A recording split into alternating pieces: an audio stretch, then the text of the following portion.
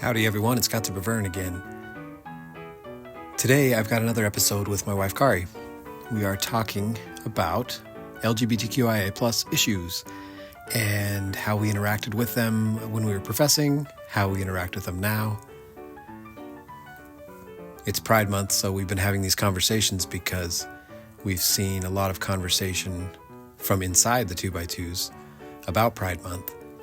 And it's exactly what you'd expect, and it's pretty gross. And so we had a long-running conversation about it. And finally I said, hold on, let's just record this. So we recorded it. This is just the two of us kicking back, free associating about Pride Month and how we used to think about the rainbow flag and how we do now. Spoiler alert, I think it's better now. Talking about how we've grown in our perception of others and ourselves and all of the associated issues. We're not speaking as admins of the X2x2 support group here. We're just talking for ourselves. We're not speaking for any group in particular. We're just relaying our own experiences. Of course, everyone's experience, whether they're LGBTQIA plus or not, are going to vary quite a bit. So your experiences with these issues may not be the same as ours. And that's okay. Everyone has their own experiences, and I think everyone should talk about it. So that's what we did today. Some trigger warnings up front. We do talk about the CSA scandal a little bit. We talk about sexual assault and rape. And we also get a little more into critiquing religion and critiquing politics and political views. I haven't done much of those things on this podcast before, so heads up if you're worried about me agreeing with you on these things. I may or may not. I hope you enjoy it one way or another. I hope this conversation is interesting and maybe it'll start some conversations with you and those people around you. I hope it's helpful, but more importantly, I just hope it's interesting. And so, sit back and enjoy. Hey, you guys. Hi, everyone. We're back. Kari's back. I'm back for the second time. We were having a really good conversation today, and we've been talking about doing a podcast about this topic for a really long time. And so we're actually going to do it. So I don't know if I told you this, maybe I did, but when I do my podcast, it's usually after I've done like a lot of voice memos into my phone. And I was going through old phone memos today and found that I did some voice memos to myself about doing an LGBTQ themed episode like a year and a half ago. It was one of the first ones I even did.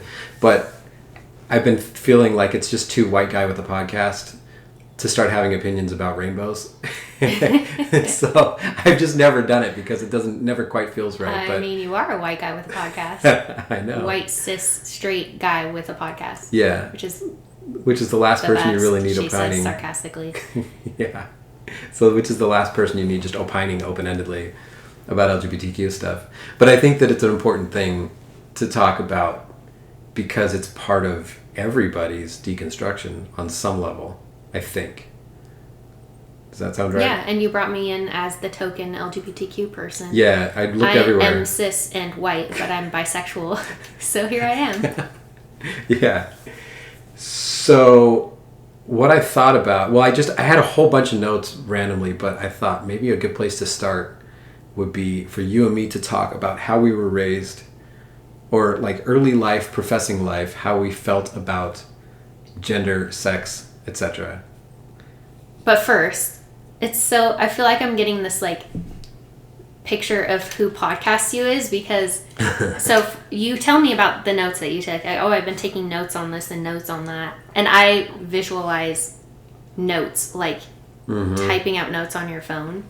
And it's so funny to me that you are now saying they're voice memos because you've never told me that your notes are voice memos. Oh, yeah. But that makes complete sense because you process things in real time by talking. Mm-hmm. Like Kyle and I will have these conversations. We're very communicative in our marriage and we talk about a lot of things and beat them to death. But Kyle talks very much like processing on the fly while he's talking. Mm-hmm. And I talk when I have things already thought out. Yeah. And I write them out first and then I say them. Except on this podcast, Kyle has all the notes and I'm kind of flying by the seat of my pants, so it should be interesting. I actually did type some this time, but I always do. And invariably, I don't mean to do this, but invariably, I start the microphone, talk through the whole thing, and then remember that I have notes. And I forgot to do any of them. And I have to go back and re-record that portions. totally tracks. Because you and your ADHD. I think I do have ADHD. You do have ADHD. You were pretty sure. You just got tested, and you I haven't been diagnosed, but I'm pretty sure. Well, we saw the test results, and they're pretty clear. Yeah, they were flashing. No, they weren't really. Okay, so I thought a good place to start this conversation. This isn't the start of a conversation. This is the middle of a conversation that's been going on for a long time. Yeah. But the start, for the sake of this podcast episode, is how were you? I'll interview you, but then I'm going to talk to, because I can't help myself. Okay. How did you view? Okay, first of all, no, never mind. See, I should write stuff down.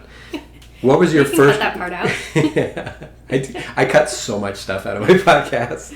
I love it when people tell me I'm really well spoken on the podcast, because I'm like, yeah, because I edited out. When I'm on, you should 50%. Do less of that, so that. I did last time. I didn't hardly edit so anything. So people can see like the real you.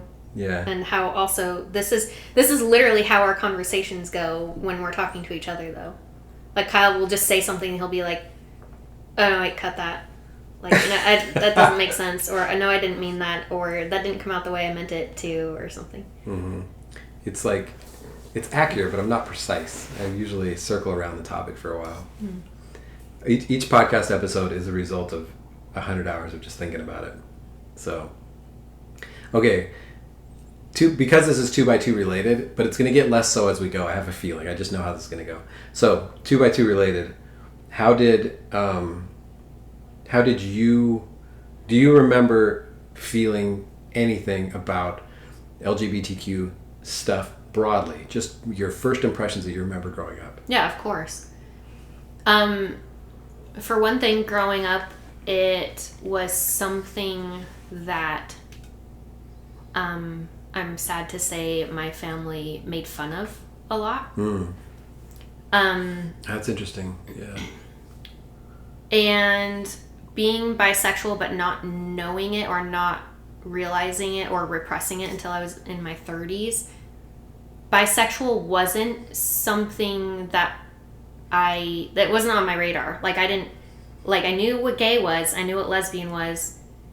I probably would have been able to tell you what bisexuality was, but I wouldn't context clues. Yeah, it just wasn't something that was talked about, so it wasn't ever really an option. It wasn't in my language. Beyond that, what I believed about LGBTQ people, which when I say that, I really mean gay and lesbians, because that's like all that was right. That I was not aware of trans being a thing, and it really, growing up in the 80s and 90s, trans wasn't. I'm not exactly sure when people started using that term more widely. I knew what cross-dressing was. That's exactly what I was about to write down, which is different in my notes.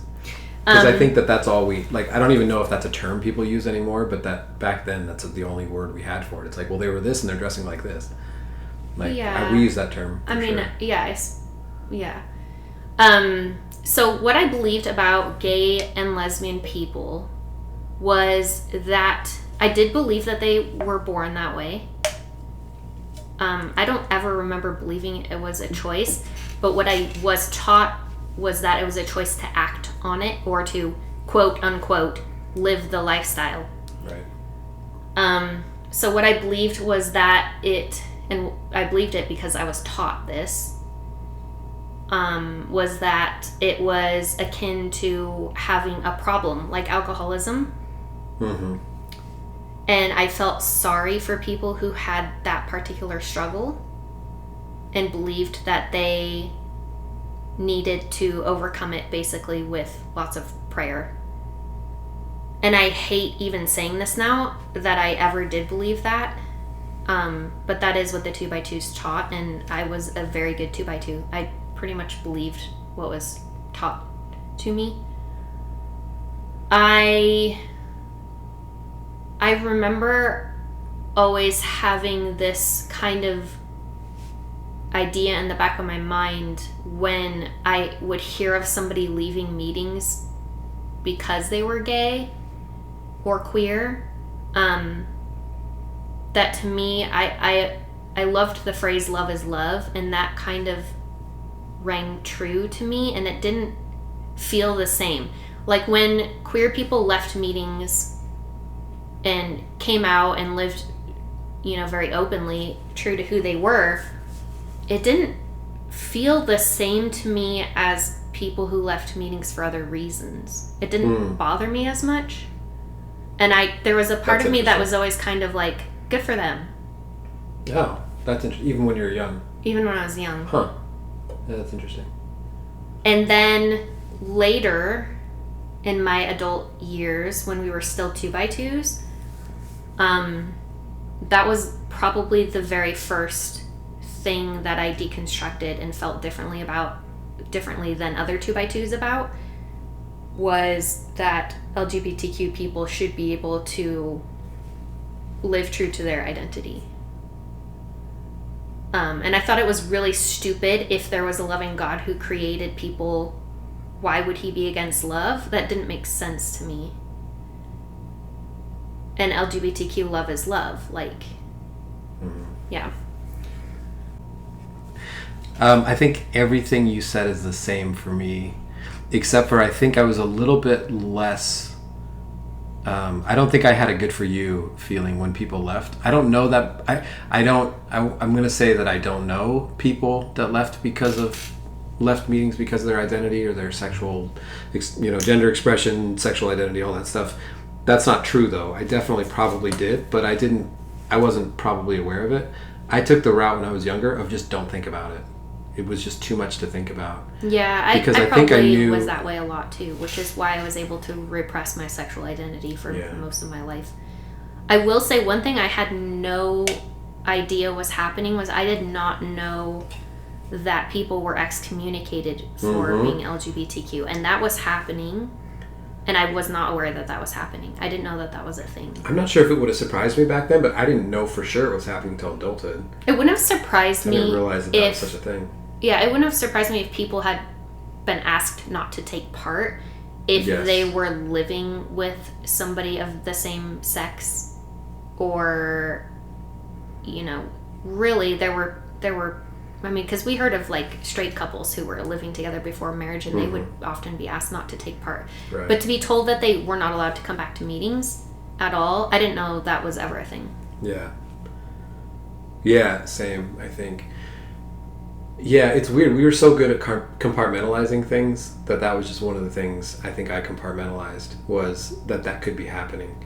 I remember thinking that there were workers that I knew that were probably gay, and I didn't feel badly about that. I was just like, well, I'm glad they can go into work. Like, God has a place for them, And there were some people in my area, especially I'm thinking of somebody who was in an adjacent field who came across as very probably gay. I thought at the time, I don't know anymore how I would feel about that, but maybe not. But and this person was always taking the workers out to lunch and doing little errands for the workers and stuff. And it's like, oh, that's nice. This person has a place. I didn't. This is a theme in my deconstruction and on the podcast and everywhere else. I never grappled with the fact that God created people in ways that he didn't like. That conceptually, right? And I don't think that religious people in general, I would say, I'm just going to paint with a broad brush, I don't see that addressed in religion, in what's the word I'm looking for? Apologetics. I don't see apologetics handling that very well. They tend to treat sex and gender as something that you do because you want to, but you shouldn't want to do it. Like, you should just fill your place. Or as your particular brand of temptation, kind of like how I was raised to believe it. Like, oh, this is the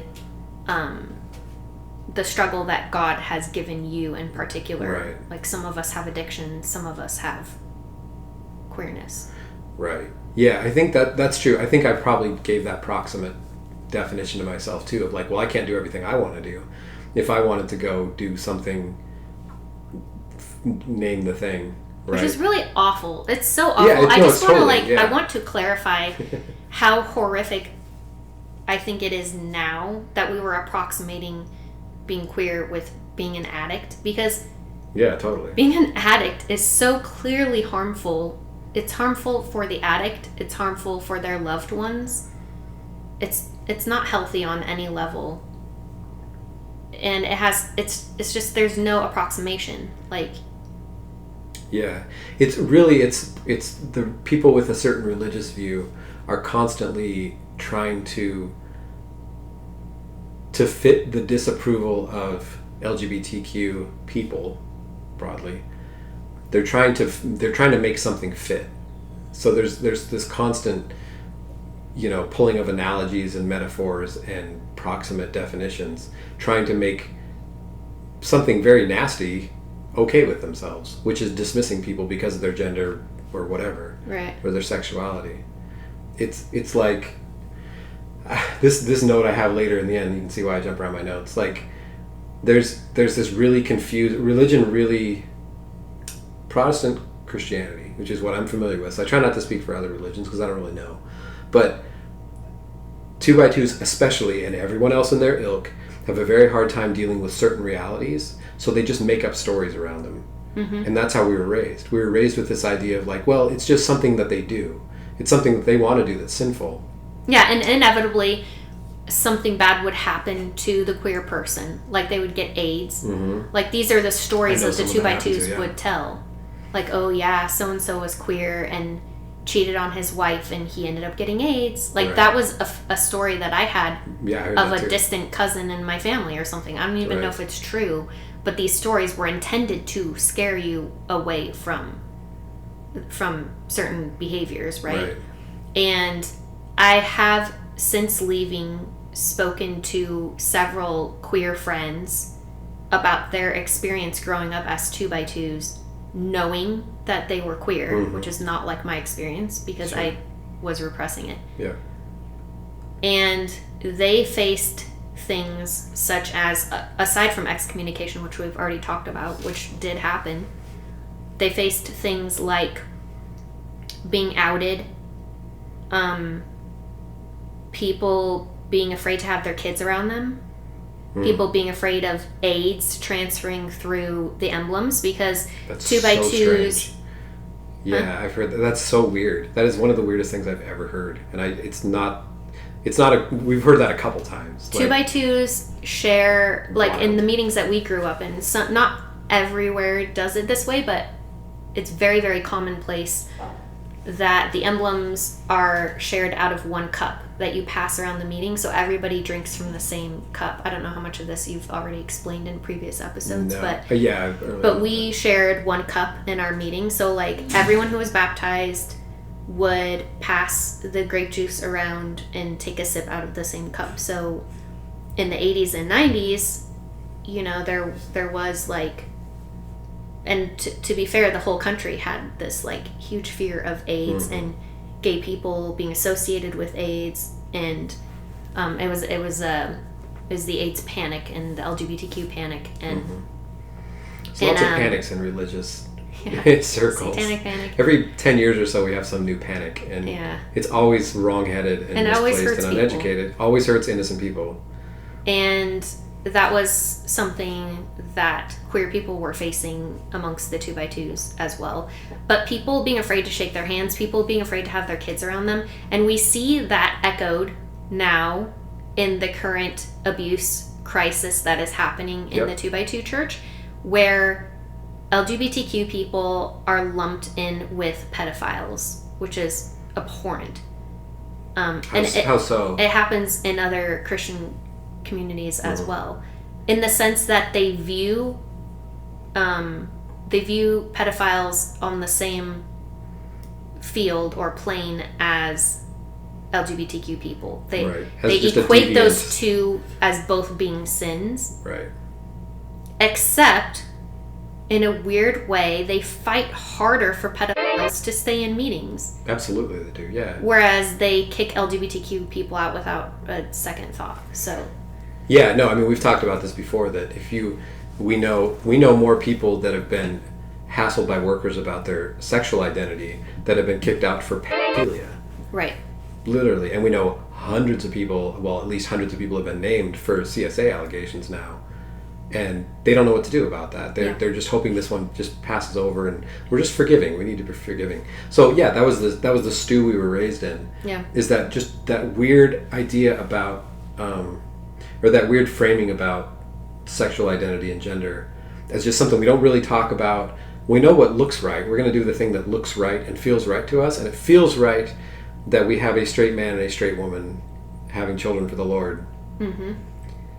And that's kind of it. Like, we didn't think about it any more than that. I don't know about your family. My family didn't talk about sex at all. It was beyond the pale. We didn't like talking about movie theaters. We didn't talk about sex.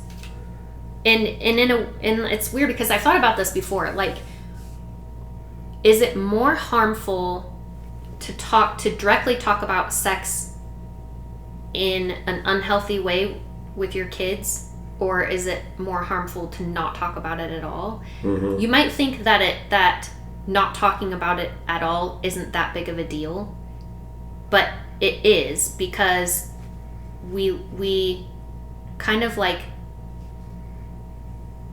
subversively learned things from the community around us, and things were hinted at that weren't explicitly stated about sex. So we picked up these ideas and also didn't have a clue what we were doing. Right. As far as, like, you know, teen pregnancies weren't super uncommon in the 2x2s because people did not understand protection. Mm-hmm. Yeah. Because nobody talked about it at all. So there was no healthy education either around sex, around nothing. Consent. No healthy messaging. Around protection. Yeah. Yeah. I remember one time we had in the field I was raised in, had a lot of kids, quote unquote, I'm doing the finger quotes in the air, that a lot of, you know, kids who were probably elementary through high school aged. There were well over 100, I think, at one point. There were a lot. And they used to do these kids meetings on the weekend, on Fridays. On Friday nights, the workers would invite everybody over to somebody's house. Somebody would allow their house to be open and used for this kids get together. It was like a potluck. Some parents would hang out, some parents would just drop their kids off, some of the older kids would drive. And one of the topics we had one time was like sexuality, sex in the Bible. And I was blown away by that. Yeah, it's crazy. What did they say? Well, so first of all, that was the most... I actually thanked the worker afterwards, because I was like, this is the first time I've ever heard anybody talk about this. Yeah. I don't remember exactly what was said, outside of... it was basically a lot of question and answer around, well, we all have urges, but we better not. Abstinence. And that was it. It was just like, yeah, abstinence only. But it was this biblical thing of like, the Bible kind of says some things, and we're going to take that the most conservative possible route, and that's it. Yeah. So, and that's how it is with everything. That's how it is with sex. That's how it is with gender, sexuality, all of those things. The Bible, what the Bible does say, isn't positive, but it doesn't say much. So they fill it in. They fill it in with even more conservative, more craziness, more repressive, just more repressive language around it, so that we don't risk it. Basically, yeah, I would say because the last thing they want to do is allow somebody to take a risk and then be like, "Hey, the worker said it was okay," something like that. You know? Right. They're going to give you the most conservative version of something all the time, every time. Yeah, I would say the three main things I was taught about sex were: don't do before marriage, mm-hmm. don't be LGBTQ, and don't divorce and remarry in our part of the country. Mm-hmm. Yeah. So fornication, adultery, homosexuality. That was pretty much what we were taught. I forgot, but you just reminded me when I heard you say that. Fornication, one of the little questions that the workers were answering is, what is fornication? And I have no idea if this is actually true in the Bible, and I have no idea if these workers still believe this, but what they said at the time was fornication was sex before marriage, and adultery was sex outside of your marriage. Yeah. Does that sound right? Yeah. Is that what you That's heard? what I was taught, yeah. That's interesting. Is that not what it is? I don't know. It just occurred to me just now that I just remembered that, because I was trying to think of what all was said in that meeting. Wait, yet another thing I was taught that I'm not even sure if that's true. I don't know. I mean, all of it's up for grabs at this point, but yeah. Let's see, what else? Is there anything else we're going to say about upbringing? Oh, we had a lot of love the sinner, hate the sin talk too. Yeah. I'm going to keep circling back to that, because I think that's one of the worst phrases in the English language. I hate it with a passion that burns. It's so bad. I think it's cowardly. I really do. And when somebody says it, I dismiss those people out of my life completely. I don't want to talk to people who talk like that. And I'm going to keep circling back to that. That phrase is going to keep coming up as we talk here. Okay, I'll come back to love the sin or hate the sin in a second, but I think my last thought about my upbringing was that, I think you said something kind of like this, but I was always just glad that sexual identity wasn't a struggle for me. And I felt pity toward people that weren't straight. First of all, I thought there were vanishingly few of them, which is not true anymore. We'll get back into that some later, but like, I was like, well, we all have struggles, but man, that's a really bad one. And I think on some level I understood that it was nature, not nurture. It wasn't somebody trying to sin, it was somebody living out the truth for them. And I had pity about that. Now, in hindsight, pity is the wrong word, right? I mean, that sounds really judgy, but that's how we were raised. And so I felt bad about people that would have to deal with that, as if it's some sort of entity to be dealt with. But I never judged anybody for it. That's an interesting point, I think, to make, that the way we were raised, being cisgender and straight was considered normal and therefore acceptable. And anything else was considered outliers. Right. In reality, being the LGBTQ community is way larger than I ever realized as a 2x2, because we were so, first of all, we were so sheltered. Second of all, LGBTQ people who realized their identity early on in life, most of them just left meetings. Right. And third of all, we were not safe people to come out to. So we were not around a lot of LGBTQ people that we knew of, like you said earlier. So realizing and learning about the LGBTQ community and that it's all variations of normal and that they're everywhere. Right. But that's not how we were raised. We were raised that cisgender and straight is normal. In fact, I didn't even have the term cisgender. I didn't know. I wouldn't have known what that meant. Well, I've said this about other things since, and it totally, you touched on it really well, that if you didn't know something was going on, it was because you weren't a safe person to talk to.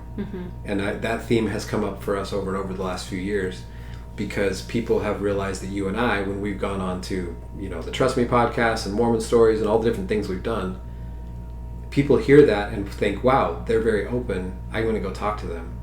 And like after Mormon stories, I've had people I've never heard of and will never hear of again probably email our inbox and just tell me their story. Yeah. And it's like, man, all this was out there. People were waiting to tell their story, but they didn't have anybody to tell. And we've seen that, LGBTQ community, and we've seen that with all kinds of other things, where people are waiting to be seen, but there was nobody there to see them. And the impression to people inside is that it's not happening. Right. And they feel so convinced about that they'll say that. They'll write a letter explaining that this is a vanishingly small problem that they have to deal with. When in reality, it might be the majority of people around them. They just aren't trusted people.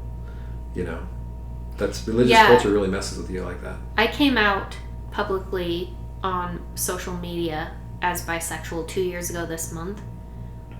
And even though I'm in a heterosexual appearing marriage to a man, obviously, I felt it was important to come out for many reasons. Not least of all, I wanted to not hide that part of my identity anymore. And secondly, I wanted to come out for my kids. It's something that I talk about quite a bit, especially with you and in front of the kids.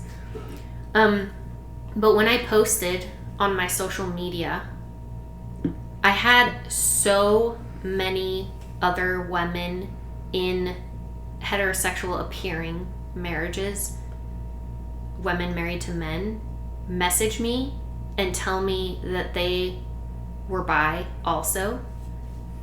There was a wide range of women. Some had not even told their husbands yet, had not told anybody ever. Some of them, in some cases, it was people I've known since I was little. Right. Yeah, most of these people were ex 2x2s. Some of them had seen my post and thought, I really relate to this. I think I'm bisexual too, and were like just realizing it. Mm-hmm. And some of them had been and known that they were bisexual for a while, and maybe their husbands and a few people close to them knew, but they weren't out and had never planned on coming out, and saw my post and realized, yeah, I want to talk about this too for other people or for my kids or whatever the reason might be. Mm-hmm. So I think, and I'm not saying everyone should be out if that's not what you're comfortable with. Especially being bisexual, it can be difficult because we're not straight, so we don't fit into that community. But there is also a lot of biphobia in the LGBTQ community too. And for a lot of people, it can feel pointless to come out, especially if you're already in a marriage, or you don't want if you have 2x2 family, you don't want them to know. But for me, it was very liberating, and I have no regrets. I'm super glad I did it. It strengthened our marriage. I think our communication has been so much richer, and I feel more fully myself. Mm-hmm. So if that's you, if you relate to, like, I'm bi but I'm married, what's the point in coming out? But you want to come out and embrace that part of your identity, it's very, very worth it. Yeah, you brought up a point partway through where you said something about that we did it for the kids, like, so that partially, yeah, like that's a part of it. I think one of the things that you and I have kept as a principle long before we left meetings, one of the principles in our family has always been open communication. And for me, it's always been really important to me that my kids can just bring anything to me, no matter what it is. Mm-hmm. I don't want them to be scared to bring any topic to me. I want to be welcoming to any topic. Yeah. So,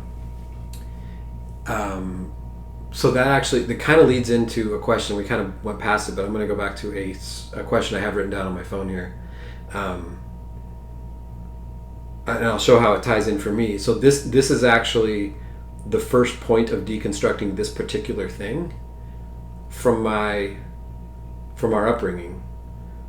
I was able to, so on somehow just being a straight, white, middle of the bell curve person for my whole life, being the main character of Mediocrity for my whole life. It's a deep cut. The smart one?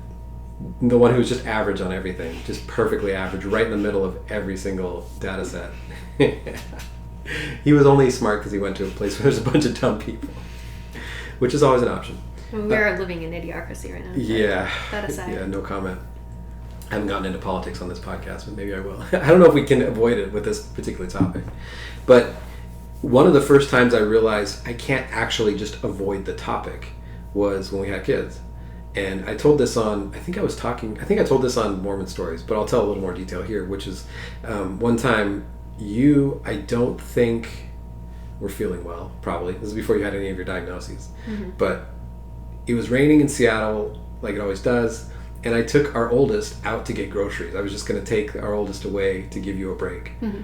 And I went out, did the groceries, came back in, and it was raining, so I went and set our oldest down in the car seat and just set her down, still buckled in, and then I went to put away my coat.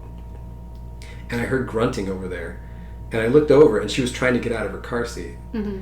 And I'll never forget that moment, because it clicked with me immediately. She can't even do that, and she's trying. The little, whatever is in her mind was already there. I didn't teach her that. Yeah. She knew she wanted to get out. And by the way, she didn't even like tummy time. So if she had gotten out of there, she would have ended up on her stomach and would have hated that too. Mm-hmm. But I know this is going to sound weird, but in that moment, I thought, wait a second, I'm not going to teach her everything she is. And that's something that I think in 2x2 culture, parents are taught that their kids, who their kids are and the outcomes of their kids are weighted heavily on how the parents raise them. Right, they're empty buckets. They're empty buckets, and you fill them with the Lord or whatever. You take them to every meeting, you spank them 9 times out of 10. But here was this little baby who had never moved her own body in her life, and she had this idea in her head, like, I'm going to get out of this car seat. Yeah. And she was just going for it. Yeah, and I stood there and watched her for a second, like, she thinks she's going to get out. I don't know where did that thought come from. And, there's the constant, like, nature versus nurture argument in psychology of, like, what causes us to do or think certain things. And that's when it first really, really hit me, like, wow, there's a lot of nature there. Whatever that is, that was there already. Yeah. And in that moment, I thought, what if one of my kids is gay? Yeah. Like, it was really, really vivid. It was an abstract thing that I think you and I had probably even talked about before. Mm-hmm. But it hit me really strongly, like, I have no idea what my kids are going to be. They might be a lot like me. They might not be. And am I going to accept them? Because I knew, and now only looking back in hindsight, do I see that as one of the early dominoes of deconstructing 2x2s. And by the way, that was 3 years before we moved here. That was like a long time ago. I mean, parenting was a huge item on both of our shelves, mm-hmm. because you don't realize the impact of having a child until you have a child, mm-hmm. and you realize, like, how could I reject this child who is completely dependent on me, needs nurturing and love, and you have so much love, like, it's just something you don't realize until you have a child, like how just the ridiculousness of conditional love and mm-hmm. thinking, well, I love my kid, but if they're gay, they're gonna disappoint me. Yeah, was so ridiculous. That when that occurred to me too, when I had my child, and of course that crosses your mind as a 2x2, like, what if my child is gay? Mm-hmm. Who cares? Like, that's what I thought. Who cares? I love my kid. Mm-hmm. And there's no way as a loving parent that I would send my child to hell for all eternity to suffer for who they love just because they don't love the same gender as me or the mm-hmm. opposite gender of themselves. Is so ridiculous that I was like, there's no way a loving God would do that. And if there exists a God who would punish somebody for that, I don't want to worship that kind of an idea. Why would I want to worship someone who proclaims love but would send someone to hell to suffer for all eternity? And from there, of course, that expounded into a lot of different things that we viewed as sin that in reality are, like, not that big of a deal. Mm-hmm. Well, functionally, they're not that big of a deal, but they're the biggest deal if a worker tells you this is going to send you to hell. Right. So once again, the beliefs we were raised with are very much at odds with, like, nature. With reality. And I knew as a child, if I had recognized my bisexuality, if I had even had the language to understand what that was and how I was feeling, I would not have been able to tell anybody. No, I would have, even if I had known I was repressing it, which, looking back, it's obvious to me that I was always bisexual. I want to clarify that. I always was, but I didn't realize it. I didn't have the language to even know what that was. I wouldn't have been able to describe it to somebody how I felt. I didn't recognize my feelings as being that because mm-hmm. I did like boys too, and I knew that was good and acceptable. So what I did from a young age, and I still have a lot of male friends, as I surrounded myself with male friends because it was okay to be attracted to boys. And I'm not saying I was attracted to my friends who were boys, but at least that was a safe zone. If I was really close friends with a girl and started to feel feelings for her, that was not safe. So I was never really that close to girls and women. I have mm-hmm. friends now who are close friends who are girls, but growing up I mostly had friends who were boys. I think that's something I've thought about a lot and wondered why that is, and I think part of why is because there was something in me that knew, for me, being too close to girls was not acceptable. It wasn't safe. Well, I think girls are intimidating. Well, I think that you and I both had this tendency to curate our friend groups for maximal professingness, whatever that means. I, if it isn't clear so far, I'm very straight. Not interesting, really. I had crushes on girls when I was like 8 years old, you know, before it meant anything at all. I was into girls and always have been. So that it fascinates me to hear about people like you're talking about who start to learn about you yourself included, who start to learn about your sexuality later in life and understanding, can go back and like reassess some things and think, oh, this is who I was. Right. I don't have that particular thing, but if I filter it through constantly curating your life so that you stay as close to the center of the fold, as it were, that makes sense, right? Because we could do that unconsciously. You know, I had friends that were partiers and stuff, and I just grew farther away from them. Yeah. And if we viewed that as the same as alternate gender or alternate sexuality, if we view all of sin as sin, you know, as it is, the way they teach it, love the sinner, hate the sin, then, yeah, you can see how you just ignore parts of yourself that are pretty important.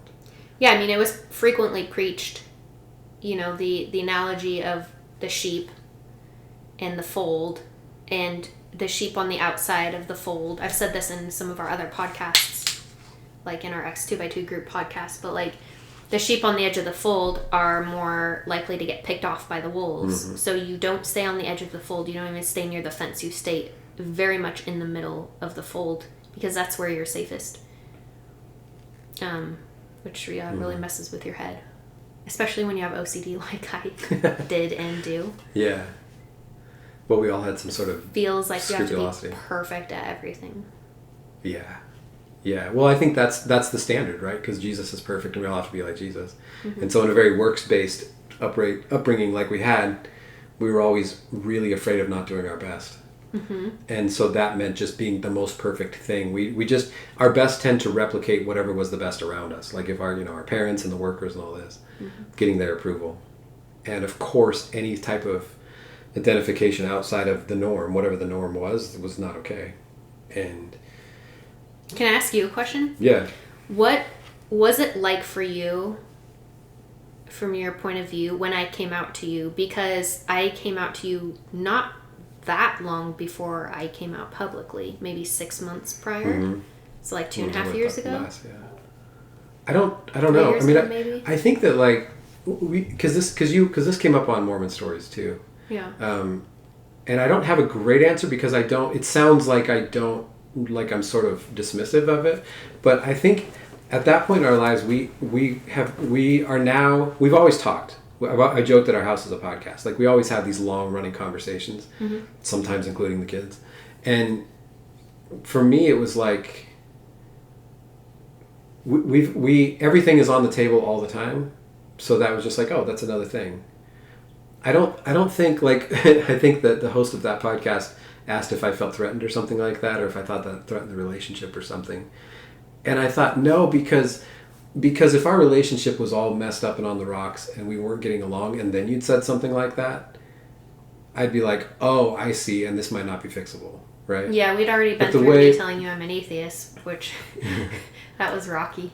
But you saying that in the comfort of good conversation made me think, okay, so this is fine.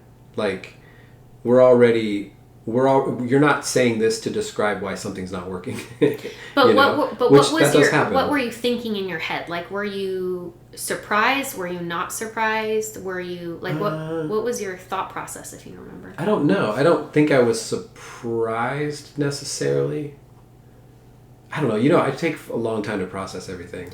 I remember you saying you were a little surprised because... Yeah, maybe I was. I don't remember. I was such a traditional wife, which ironically is because of the 2x2s. Well, yeah. So that's definitely a thing, is because like this is why I wanted to start out talking about how we were raised and our beliefs in it, because and how we curated our lives to be really professing, because I think that this was another thing of like, oh yeah, this is us being more raw and open and honest. More authentic. And authentic. Yeah. I've said it on podcasts, I think I've said it on my own thing, about that there's a difference between being honest and authentic. We've always been honest with each other, but only within the last couple years, 3-4 years now, I would say, have we been genuinely authentic on purpose, like with purpose to it. Right. Like let's talk about this and deal with it. And you were very immediately like accepting and Well, I didn't feel more than threatened by accepting. You were like embracing of that part of me. And like I said, it deepened our conversation and our connection and our relationship. It was really good for us. Yeah, because again, you weren't describing why something wasn't working. Yeah. You were saying, since we're in a good place, here's something about me. And it's like, oh, that's okay. Then I accept that. Like, there's nothing, yeah. Yeah, you were really supportive. You bought me my first pair of rainbow shoes. Oh, yeah, I forgot about that. That was my coming out post on my social media. Was I posted the picture of the rainbow shoes that you got. Right. I loved those shoes. I wore the crap out of them. Yeah. And then they got destroyed because I wore the crap out of them. Well, it's good. And I have different rainbow shoes. Okay. So, yeah, so I think that we've both been processing a lot over the last few years of like, hey, what in our upbringing is even useful on some level? And that sounds really dismissive of our upbringing. It's not that we didn't have good parts of our upbringing. Right. But our religious beliefs are completely gone, right? Like, I don't think either of us holds to any of it, really. Not in a functional way. Yeah, our political beliefs are pretty much a 180 from how we were both raised. I mean, I think I've changed my mind 180 on almost every single thing. It's kind of weird to think about, actually. But I wanted to talk about, especially since it's Pride Month, and I've seen some posts online, some really nasty stuff by people who are in meetings still talking about, like, why they don't want to celebrate Pride and why I don't know why these people post stuff online. I can't imagine being professing. Friends with them? Well, I'm not. Not anymore. I blocked some people out of my life because I just can't handle this kind of thing. You know what I'm talking about. Yeah, I do. Hi, if you're watching this. Because I can't handle people that think like this. Because, back to this phrase that I hate, love the sinner, hate the sin. Yep. That personified our... No, that's not the right way. Love the sinner, hate the sin was a really concise distillation of how we were raised. It's the epitome of conditional love. Epitome of it. You have to earn your love. Right. And deciding who's a sinner is gross anyway. Mm-hmm. But I hate, with a passion, the idea that besides the fact that people are deciding everybody besides them is a sinner, like if you're in the way, if you're in the fold, you're the not sinner, and the other people out there are sinners. Mm-hmm. Of course they're going to hand wave and pay lip service to the idea that, well, we're all sinners, actually. Well, that's how we were raised, right? We were all like, oh, well, I have temptations too, and I don't do them. So other people who have a different gender identity or a different sexuality, they should deny themselves of that. Like, and by the way, we're equating things that we think are actually bad activities with gender identity that the person was born with. Yes. And I think that's evil. That's what I was just going to say. You're not pointing out someone's sin. You're pointing out someone's identity, a core part of who they are, how they see themselves, how they see the world, how other people see them. This is a core part of people's identity, sexuality and gender. If you're straight, if you're cis, it is still a core part of your identity. Right. It's how you see the world. It's how you filter thoughts. It's a big part of who you are. And you're saying you can love the person but not a core part of their identity. Yeah. That's not how that works. Yeah, there's two things going on here that I despise. One of them is the idea that you teach all these people at convention. We've heard it this year at conventions. We've called into some. I know we're masochists in that particular way. We listen so you don't have to. Yeah. We'll send you notes if you want. Gems, as it were. That we're taught that human nature is evil, okay? So I'm going to show my hand a little bit here. I believe less now than I ever have because of nonsense like this. The idea that it's okay to teach people that the way they were created is wrong and God hates it. Mm-hmm.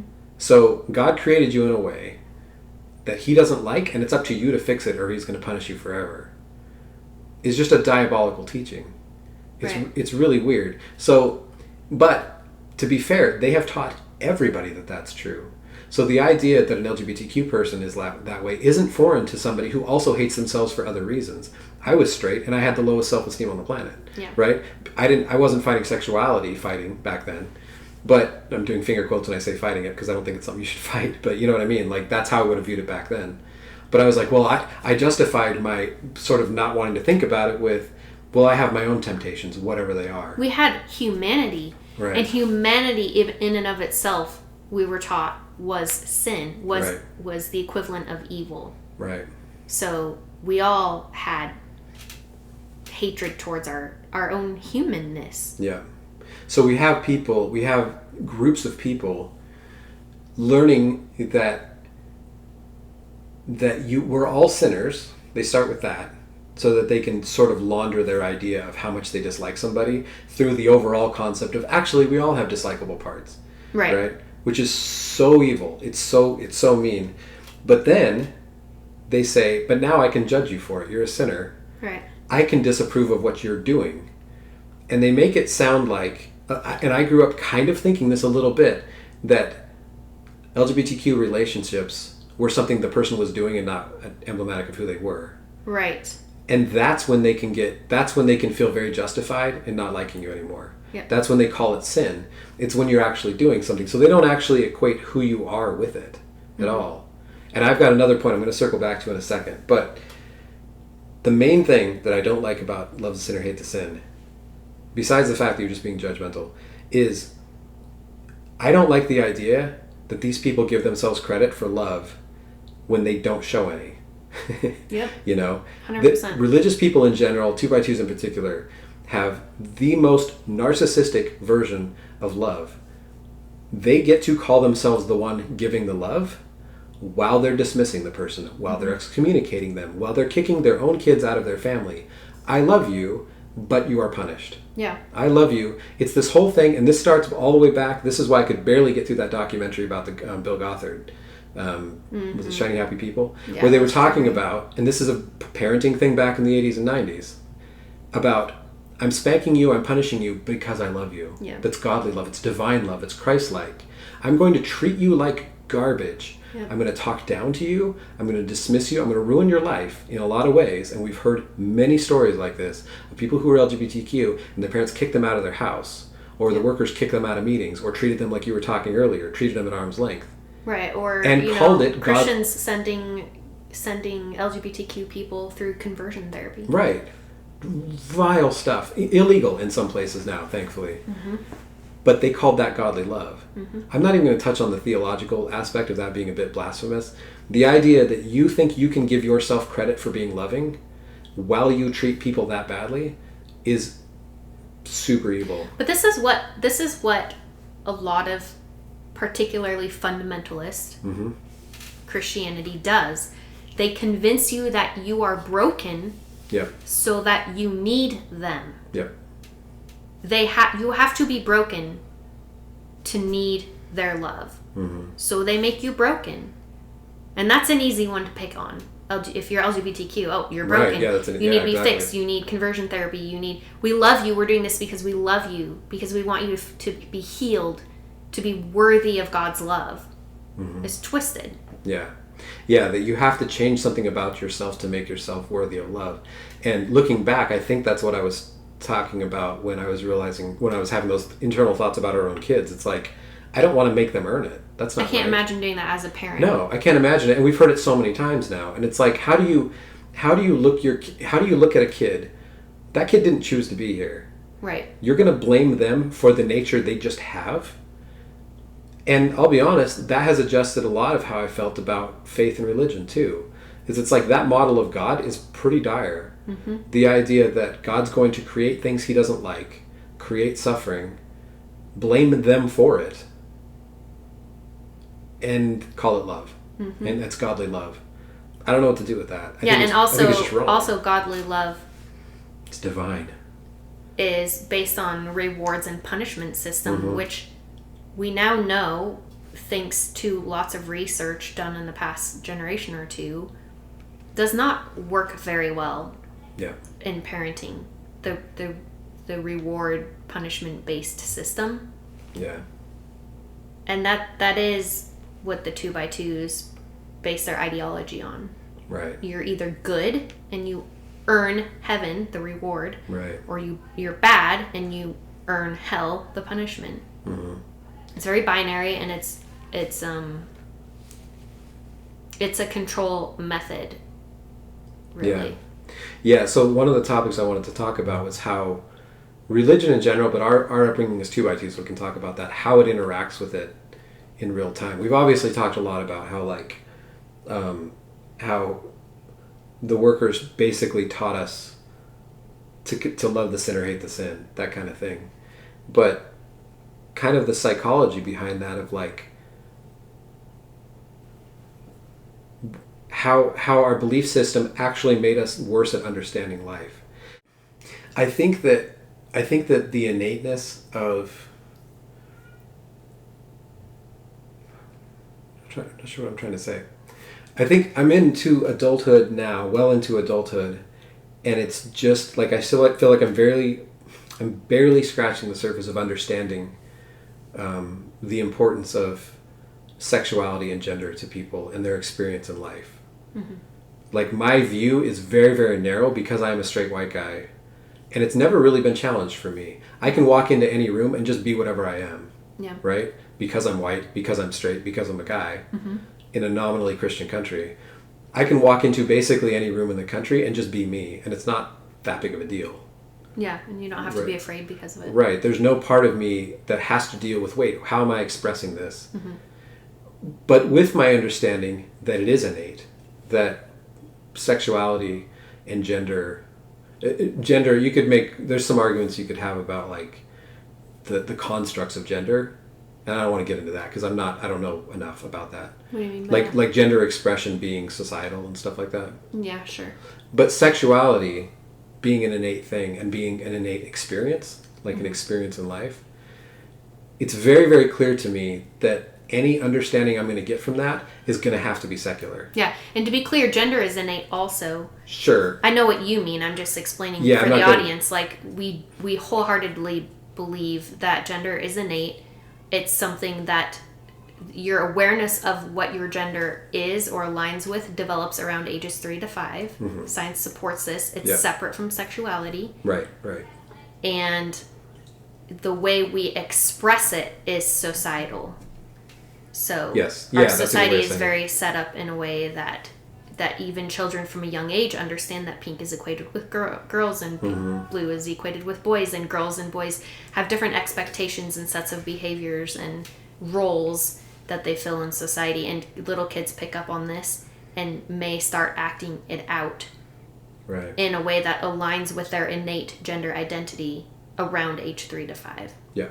No, that's well said. So I think all of those things you said now, I'm just now learning to the point of being able to even understand or comprehend them. Yeah. But it's very clear to me that religious beliefs are meant to help make sense of the world. I'm just going to make that broad claim that people believe that they have their beliefs as a way of making sense of the world. Sure. And as far as I can tell, it does the opposite. I agree. That 2x2s especially, and maybe religion in general, essentially just confuses people about reality. Yeah. And makes it so they can't understand it. They have to treat people the way they do because it doesn't make sense any other way. Mm-hmm. So the point I'm beating around right now, the point I'm kind of circling around right now, is that not being LGBTQ affirming, in my opinion, is a religious choice. Mm-hmm. I don't see another way. I don't see how you could be... Because it comes down to you're just not being people affirming. Right. It's a way that people are human. Right. To deny someone's experience in the world lacks empathy to the point that I need to find a cause for that lack of empathy. And religious beliefs are the only ones that seem to make any sense. You know, like religious beliefs teaches you to not have empathy, to push down who you are and push down what everybody else is. Yeah. And that drives a lot of confusion, I think. That drives a lot of love the sinner, hate the sin. Yeah. I think it's really ugly. It's interesting to me. I've told you this analogy, but and tell me if it doesn't make sense, and you can cut it out if you want to. But I've used the analogy before of if you're trying to eat healthier and you add in a little bit of vegetables and a little bit of exercise, you're going to see the start of a trend in the right direction. The more of those things you add in, the faster you're going, theoretically, to progress along that trajectory towards health. Now, if religion, and I don't mean belief, I don't friggin' care what people believe. Yeah. But these fundamentalist religions, if they were healthy and you added in a little bit, Yes. there would be more love, Yes. more acceptance. Exactly. But the more fundamentalism you add in to these topics, the more rigid and less loving and less open-minded and less accepting they are. They're not healthy. Yes. Yeah, no, that's exactly it. That's exactly it. There's so much, part of 2x2 upbringing is learning a version of the Bible. And I don't mean just like the print version like KJV. I mean a version of understanding verses and things like that. The interpretations of the Bible are all over the map. And when you get out into the broader Christian world, you realize that every church does this in their own ways. I call it negotiating with the text. I stole that phrase from Dan McClellan, the Bible scholar. He talks about negotiate with the text. He's like, everyone negotiates with the text. You all do. You don't. No one takes it literally. Yeah, which means you have your belief, your set beliefs, and you look for evidence in the Bible to support them. I could do it right now if I believed the Bible, and I fully accepted transgender people. This is not my idea, by the way. I've seen it in other places, but in Genesis, God made the day and the night. Okay, that's pretty binary, but it's not binary. We have dusk and dawn. Right. God exactly. God made male and female. That sounds binary. Yep. But it's not binary. There's in between male and female, and there's all kinds of. It's a spectrum, the gender spectrum. Just like you don't have nighttime and then boom, it switches into daytime and everything's completely bright. Yeah. And then boom, it switches over and everything's super dark. You have this gradual descent and ascent from darkness into light and lightness into darkness. So I mean, there you go. I just used the Bible to support the existence of transgender people. That's exactly the point I was going to make. Because if a religion wanted to be healthy and wanted to even approach an understanding of how the world actually works, they would try that. You can do that. You can go back and look at the Bible for clues and come up with whatever you want. And that's why the point I'm slowly circling around right now is, and I guess I kind of already said, not being affirming is a religious point of view. It's not a secular view in my mind. Religious people could, if they wanted to, they could be affirming. And some are. Some are. Many are. And there's going to be some comments in the thread like, hey, I am nice, Yeah, thank you. Thank you for using religion for good. Yes. The ones who aren't, the point I'm getting to, the ones who aren't are choosing not to. Yeah. That's a choice they're making. Yes. It's a religious choice. And just like I don't respect some religions, I respect some religious views. Less all the time. But there's a lot that I don't. If you just showed me some random religion from somewhere, I would say, well, I don't have to respect this. I don't have to respect your view of love the sinner, hate the sin. I don't have to respect it. I can actually, in my mind, I believe I can demand more respect for someone's gender expression or sexuality than I would owe you for not respecting it, if that makes any sense. Like, having a religious view that's dismissive of people, I don't have to actually respect it. And so when people say like, well, you have your views and I have mine, that's fine, but I don't have to respect yours because it's a religious view and I don't share your religion. Yeah. And they would do the same thing to some other religion. If you told a Christian that they need to go respect some Jewish thing or some Islamic thing, they would say, no, I don't have to respect that. Cool. I don't have to respect because I'm not in your church and I don't buy into your creeds. I don't have to respect your interpretation of the Bible that's mean to people and when you're a jerk to people. Right. So that's just something that's been kind of bonking around in my head because I've seen a lot of people, not a lot, a handful of people going online celebrating Pride Month by being dismissive of the LGBTQ people. and saying like, well, I don't have to celebrate in your sin, and I have a viewpoint, you should respect my viewpoint if you want me to respect yours. And I would argue that I don't have to. And by the way, and here comes the politics into it. Yep. And again, feel free to cut out if it's your podcast. Got to get there at some point. There's only one party here, political party, that's trying to get their viewpoints into 10 Commandments hung on friggin' school walls. Yeah, codified into law. Yeah. Mm-hmm. Yeah. I think it's funny when religious people accuse non-religious people of acting religiously. Mm-hmm. I think that's really funny when they're like, well, it's just your belief is your religion. It's like, well, first of all, you're dismissing your own religion by saying that as just a religious view and not a real one. But second of all, then you should respect it like you want people to respect yours. And the negotiated space there should not include hatefulness toward people. It just shouldn't. Yeah, and when queer people say we deserve protection under the law to marry who we want to marry, they just want to be left alone to live their lives. Right. They're not trying to force their version of the 10 Commandments into schools. They just want to be left alone so they can live their lives. People aren't going door to door in pairs to make people gay.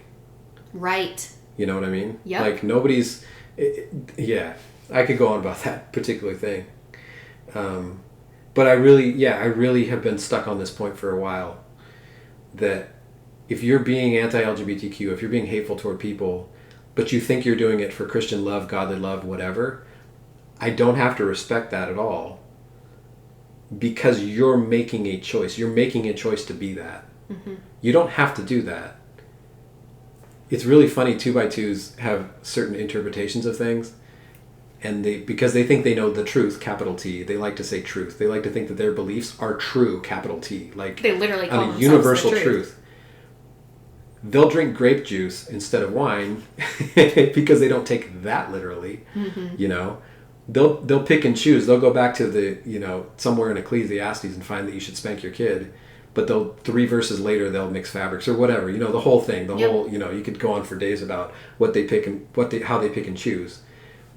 They've chosen to be hateful to LGBTQ people. Yeah. And so I don't have to respect it. That's a religious view. Yes. And I don't have to respect it. And I just wanted to drive that point home because it drives me nuts when I see people, and especially increasingly, oddly enough, 2x2s, current 2x2s, blogging on Substack, posting on Facebook, thinking that I don't have to celebrate your sin is a valid viewpoint.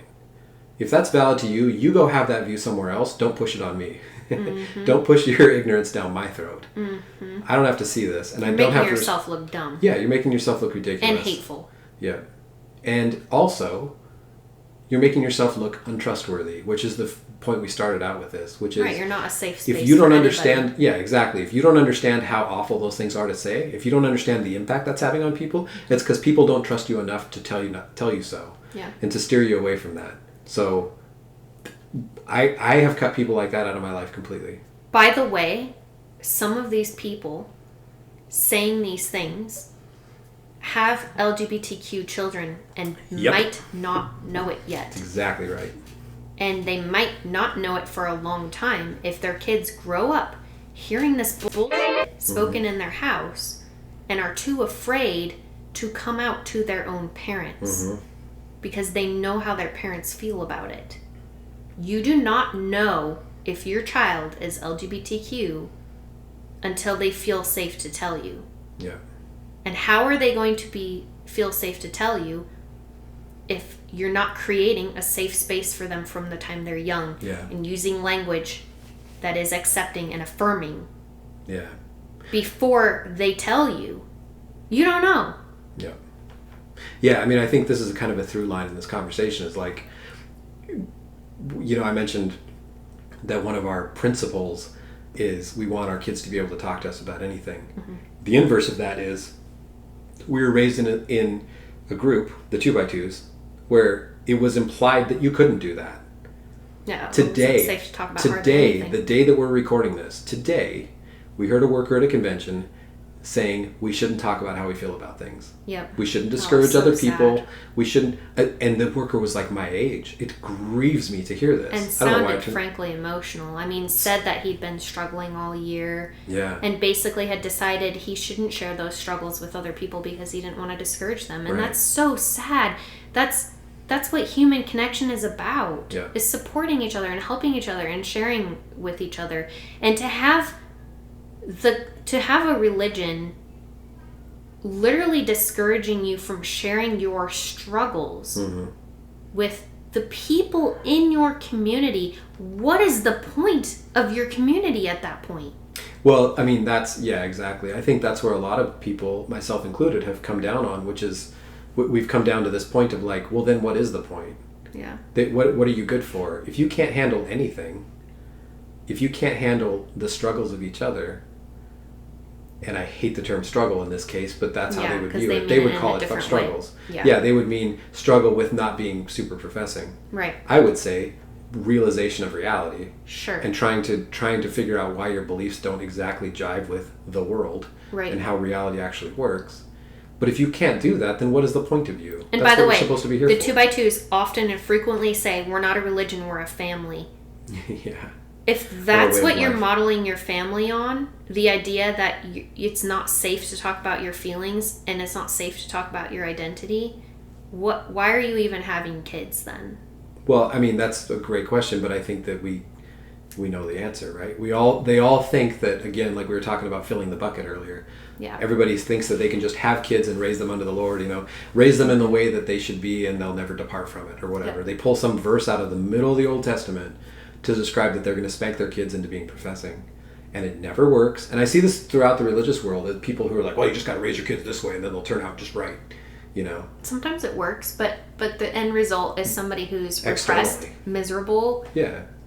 And as soon as that kid gets out of the house, they don't talk to their parents anymore a lot of times. Like, that's not you, but you know what I mean? Like, yeah. So, okay. Okay, the last little subtopic I had in my notes was about relationships. And we've been having kind of an ongoing conversation about the idea of how 2x2s in particular, maybe religious people in general, are confused about LGBTQ relationships. I think we're going to have to get into it to explain it because it's been an ongoing conversation. Did you want to start with anything or do you want me to start? You go ahead because I'm not quite sure where you're going with it yet. Yeah. So we were raised very uncomfortable talking about sex. What I'm realizing now as we've gotten older is that we were uncomfortable talking about relationships too. Oh, yeah. And what I realized, what's made me realize that is that this sort of counter to Pride Month, the sort of the 2x2s and the religious people saying, I don't want to celebrate your pride and all this, is missing something. And I think they're missing an understanding of relationships themselves. It's going to take me a second to describe this, but being a straight person, I might not get this exactly right, so correct me if I say something that is a little insensitive. But my impression of Pride and Pride Month and celebrations of LGBTQ-ness is a celebration of love between people. Mm-hmm. Being allowed to express that love, to live out their experience, live out their truth. Yeah, an expression and still a fight. Mm-hmm. Because, well, look at the country we're living in right now. We're moving backwards. We are moving backwards. It's gross. What's interesting to me is when religious people, like the 2x2s, dismiss it as if it's just an act, as if being LGBTQ is some sort of act. And that's always confused me a little bit. I couldn't quite enunciate why that was. I couldn't quite articulate why that was. And then it kind of clicked with me recently. Oh, they don't assume that those are loving relationships. They're not filtering it through that way. They're thinking it's an experience first. It's a thing you're doing. It's something sinful you're doing. Mm-hmm. They're not thinking it's first a loving relationship. Right. So what kicked off this conversation for us was, and this is actually really common. It was common when I was young and dating, and it's still happening in the 2x2s. We heard of someone we know who's very young who got engaged, and by young I mean legal age, like 20. Mm-hmm.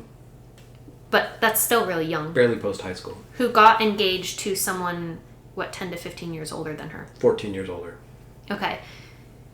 So, yeah, this has always been a thing in the 2x2s. Growing up as a girl, my first relationships were with men much older than me when I was still a teenager. Again, like legal age, mm-hmm. technically, for the state that I was living in, which had a young age of consent. You have to clarify that. But the age gap is such that there was a power imbalance. And there is a power imbalance in the 2x2s anyway because of what girls are taught marriage means and the role that women are taught in their marriage, which is to submit to your husband and obey your husband, right? So you have God, Jesus, and the husband is the head of the household, and then the wife submits and obeys to her husband in the same way that the husband submits and obeys to God. Mm-hmm. That's what I was taught. So this is what kicked off the conversation for us, because in talking about this idea of marriage in conservative Christianity in general, it's very transactional and traditional. And heterosexual marriage, the history of heterosexual marriage is one that started out very transactional in nature, right? It is in the Bible. I mean, 200 years ago, not that long ago, a few generations ago, in my family at least, because 2 generations ago in my family was the 1800s, which is when my grandpa was born. But marrying for love wasn't a thing. You married because it benefited your families. You married because it brought you up a class level. You married because your parents wanted you to marry this particular person, mm-hmm. or this particular person wanted you as their wife. You were property. It was legal until, I believe, the 1970s or 1980s to rape your wife. Mm-hmm. Like, women were owned. Yeah, it was in the 80s in some states. This is the basis. I was born in the 80s, by the way. So these laws about women can just be raped by their husbands were laws or the lack of laws, shall we say. That was true when I was alive. Right.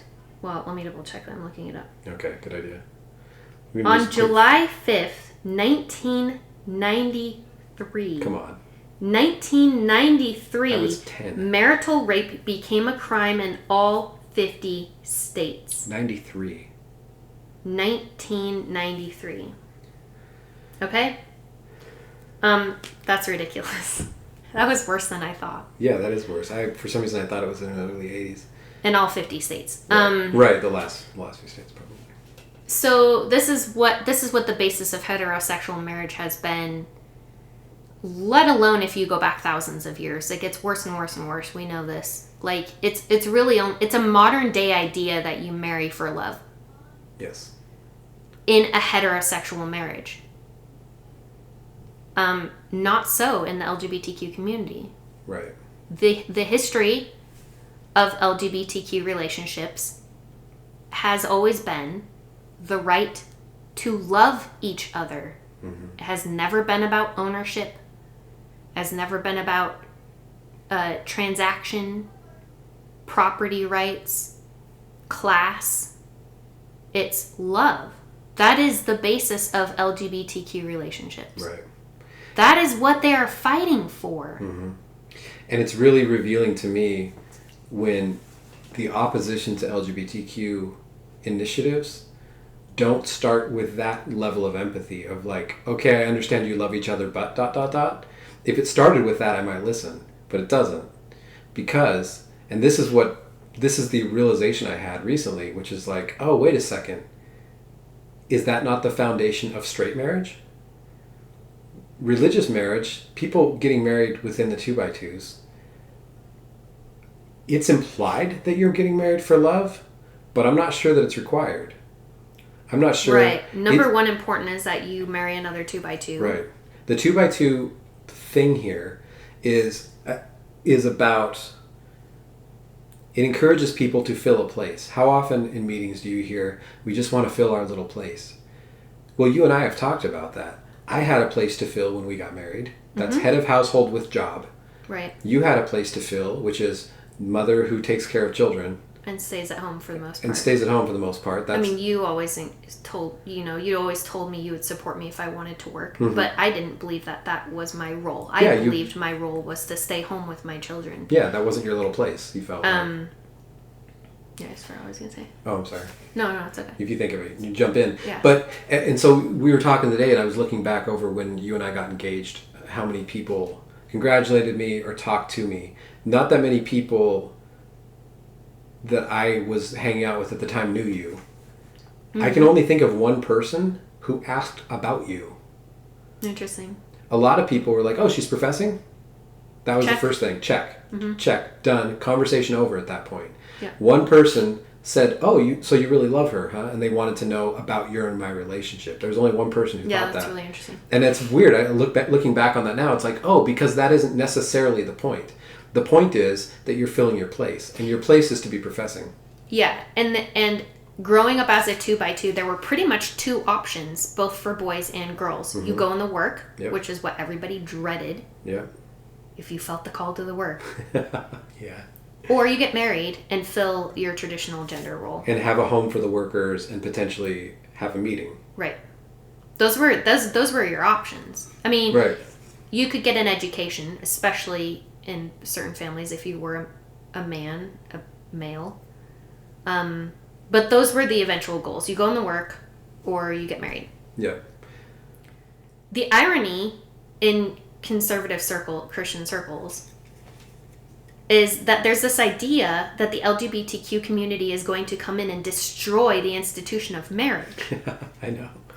Which foundation, which basis has a stronger historical... Which community has a stronger historical foundation of marriage here? Right. Heterosexuals or the LGBTQ community, which has always been founded on love? Right, love-based relationships. Yeah. When the LGBTQ community is leading with the idea baked into it that we want to be free to love who we love, and the 2x2s or the religious community comes in and says you're going to ruin our foundation of marriage, they're telling on themselves a little bit. They're saying your idea that you can just love who you want is going to ruin this institution that I have. Right. That's dire. Yeah, how shaky is your institution? Right. And by the way, I may have said marriage when I meant relationships because I don't believe that you have to have a marriage to have a valid, loving, stable, committed relationship. Right. So just assume that I'm interchanging these things. But Christians do believe that. Yeah, that's why we're using that phrasing, because that's where they're arguing from. Yeah. These people who are like, well, I don't have to celebrate your pride. I don't have to love the sin or hate the sin. I don't have to listen to you, whatever. Aren't coming from a place of saying that love matters in a relationship. No, they're terrified. I think they're terrified of this institution being broken up.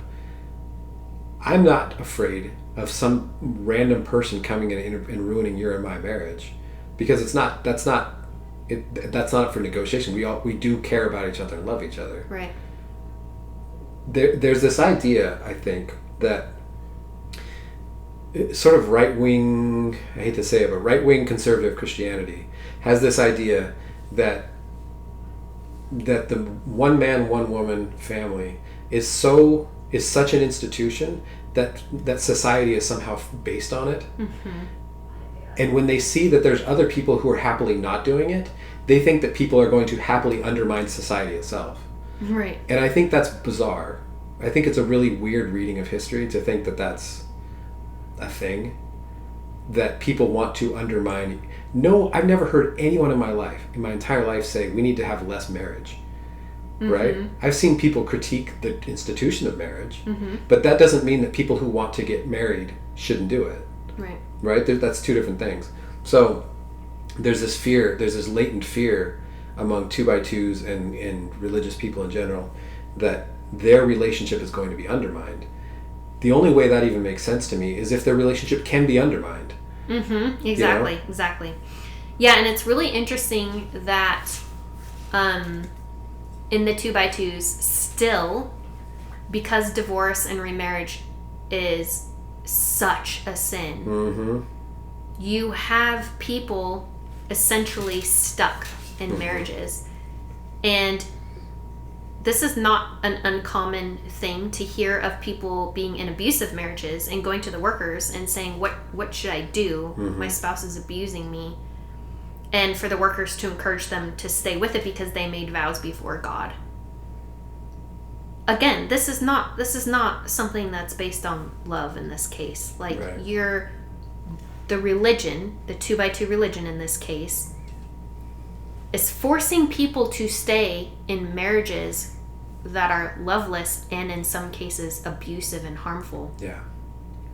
Because of what? The outward look of it? Because that's what I'm not sure about. I think it's like sin? They're trying to force. It's ridiculous. It's fascinating to me that people who are traditional marriage only types of people feel like it has to be enforced in some way. Like this needs to, in the 2x2s, it's we can only allow this in meetings. That's their version of enforcing it, is like if you don't do it, if you do anything besides, monogamous straight marriage, there's something wrong. We have to shut it down. We can't let you have fellowship.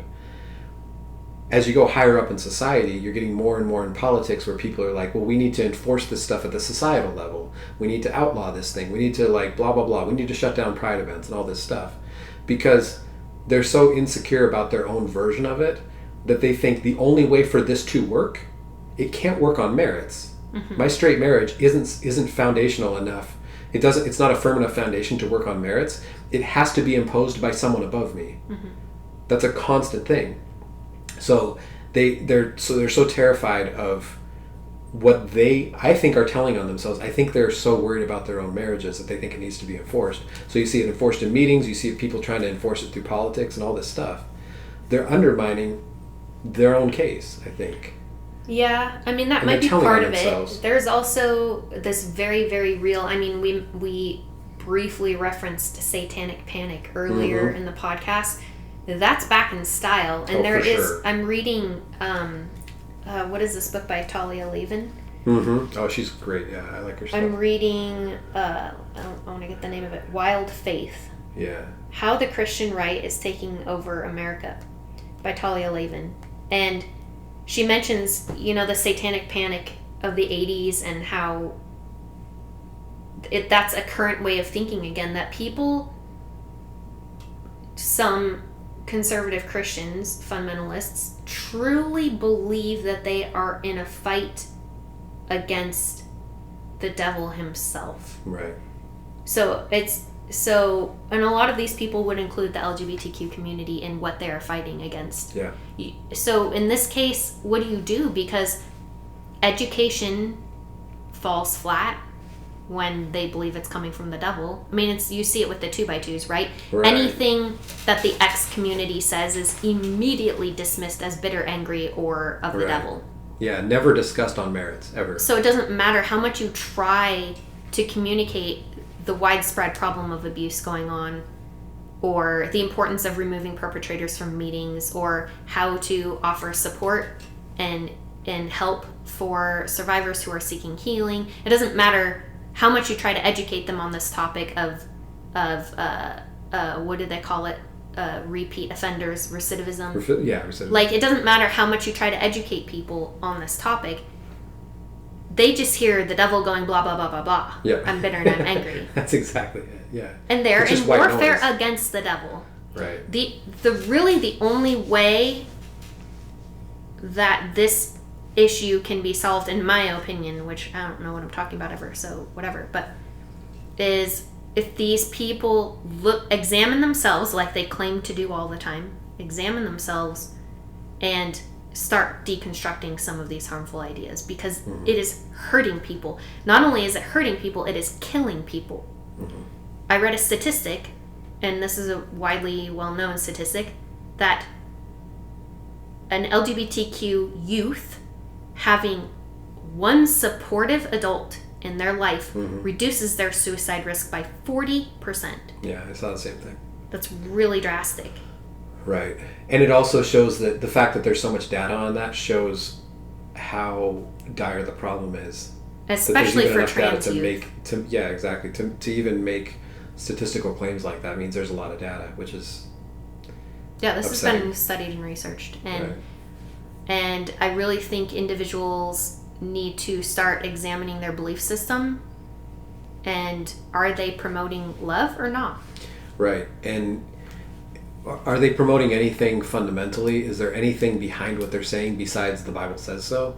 Because once again, you can read into the Bible whatever works for you. And as such, if you don't, that's a choice. You're making a choice not to do it. Yeah. And this is why nobody's listening to you. This is why I'm going to block you on social media. Like, this is why I don't want to hear from you. Kyle has a bone to pick. I do. because if you're not going to try, then I'm not going to listen. And because you're hurting people. Right. You're hurting people that you know without even realizing it, including, like we alluded to earlier, possibly your own children. Right. There's this funny. I have a little bit of a theory, and I don't know if I should say this or not. We can decide if we want to cut this out. But I have a theory that a lot of people who espouse these really extreme anti-LGBTQ beliefs are lying to everybody. That they're maybe trying to hide their own lack of self-awareness around this, or nervousness about inclinations that they don't like. They've been taught, again, I'm going to reiterate, this is a religious view. It's not a natural view, not a naturalistic view. If you don't understand and have empathy for people who don't have the same sexuality or gender expression as yourself, that's because of you have picked up a religious view. That's not a naturalistic thing. Yeah. I understand not everybody can empathize with every single thing, but if you don't, you've chosen not to do that. And if you've developed a distaste for people that don't have the same gender expression and stuff as yourself, it's understandable if it's not exactly the same as you, that you may or may not understand it. But if you actually feel threatened by it, that's because you've adopted a set of beliefs or views that make you feel that way. Disgust and distaste is a really interesting topic, and I don't even want to get into it. But it can be taught and it can be unlearned. It can be, right. Speaking from experience. Yeah. Exposure to people will make that go away for you. Yes. If you talk to people that you don't understand, hang out with them, walk a mile in their shoes, or walk next to them while they're walking a mile in their shoes. Yeah. You'll understand so much better. Yeah. So much of the 2x2 distaste for, or fear of, I should say, LGBTQ people and different gender expressions, obviously is taught. I think I'm making that case. But it's also just laundering their distaste. They're using their religious views to launder discomfort. I'm uncomfortable with it. I don't know why. The Bible says I can't. The Bible says I can't even have feelings about this one way or another. The way I grew up, I know I have internalized homophobia, and I'm part of the LGBTQ community. So I have a lot of unlearning to do. Yeah, that is hurting me too. Right, hurting myself. But imagine being a parent of small children and writing a Substack or speaking publicly on a podcast. This stuff is on the internet. Yeah. Not only are your children most likely hearing you have these conversations in your own home, but as they age into people who can Google and they're looking up their parent and they're finding these public, everybody knows what their parent thinks about the LGBTQ community. Yeah. Oh, it's just so sad. Yeah, like, how is that child going to view themselves? And the risk of suicide in the LGBTQ community is a serious issue. Right. It's a problem. Yeah. The fact that people are using their religious beliefs to launder really, really bad, hurtful, harmful stuff and then feel good about it circles us back around to love the sinner, hate the sin. They're using that phrase and that thinking to launder their own lack of empathy, lack of care, lack of understanding, purposeful lack of knowledge and lack of understanding. I mean, 2x2 belief systems and a lot of religious belief systems are based on not learning things. They don't want you to learn. They tell you not to go on the internet. We've literally heard that this last week too at conventions. Yeah. They tell you not to learn, not to empathize, not to walk next to somebody. Well, and it's based on fantasy. Like, the ideal version of reality for these people would be if the LGBTQ community was erased to the point that it no longer existed. That's never been the case. The LGBTQ community has always been here. We will always be here. We will always exist. We're here. We're queer. Like, you cannot make them go away. That's just, you're not aligned with reality here. Right. Yeah, so much of right-wing Christian, even 2x2 idealization of the past when things were better isn't based on anything. It's they saw a few magazine ads for vacuums from the 50s and they think everybody should dress and act like that. It's based on a world in which the cis straight white person was centered, and so they were comfortable and happy. Yeah. So I feel like the summary of this whole discussion is just that the 2x2 belief system, this is yet another way the 2x2 belief system sets you up for failure in life. It sets you up to not understand reality, to be confused about yourself, about other people, to lack empathy, and to be hateful and call it love. Yeah. And just in general confuse you and hurt a lot of people. Yeah. And, you know, like we're seeing now, we're seeing all this, the scandal that's going on. It's like, this is part of 2x2 culture all the way through. It's people who have this weird, narrow idea of what God tells them to do through the Bible really assists the workers. And they don't know what to do with all this. So they live the most conservative version of life they possibly can. And then they make their kids do it. Yeah. And you and I, early on, realized we can't make our kids do that. And I think we both realized it long before we ever left meetings, right? Yeah. We can't squeeze our kids through this keyhole. We can't make them be professing like this. I think probably both of us realized that long before we started deconstructing. But it was probably fundamental in our deconstruction of realizing, hey, the way we want to have a family that can talk. We want a family that leads with love first. We want a love-based family. Yeah. We want kids who can talk to us openly and freely. We want a family that looks out for each other and is always open. Our kids can always come home. Always. They never need to be scared about coming home.